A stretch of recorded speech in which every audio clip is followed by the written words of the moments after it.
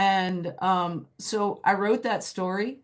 I I helped put Purdue Pharma out of the business of selling OxyContin. Their lawyers came after me. And I don't know if you can see, this is my home office here, but I just write at home. It's just me. I don't have a researcher. I'm in my grown kid's former bedroom, and it was pretty scary. So talk about being fearless. Not only was I following people's stories who were um, ended up dead of overdose or victims of brutal violence, but also taking on billionaire companies.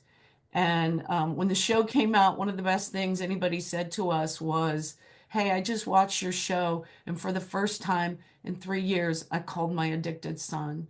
Because the show told mothers and grandmothers and family members that it's not your kid that's sitting in jail for having dealt, you know, an amount of weed or heroin. It's these billionaires who came into our communities, told lies, and got your kids addicted.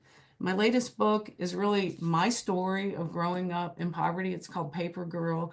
And it really grew out of the experience I had with my family in rural Ohio. When I would go home during Trump's first administration, and I would say to my brother-in-law, John, who had always been friendly with, "Hey, John, how you doing?" He would go, "Deplorable."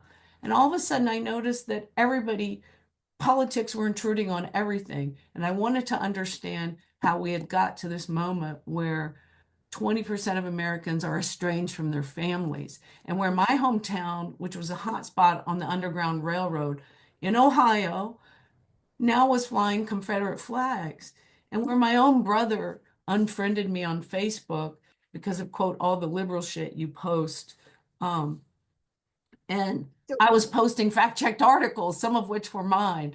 And so that's really the story of what happened to rural America, how we got so siloed in our news ecosystems, and where can we go from here? And at the end, Geraldine Brooks, the great writer, wrote of my book. Beth Macy has written not a memoir, but a manifesto. I sort of pose to my readers and post the second Trump win, what we can do about it. And I decided to take, sorry, I'm losing my voice. I've got a bad cold. I decided to take my own voice and walk the walk.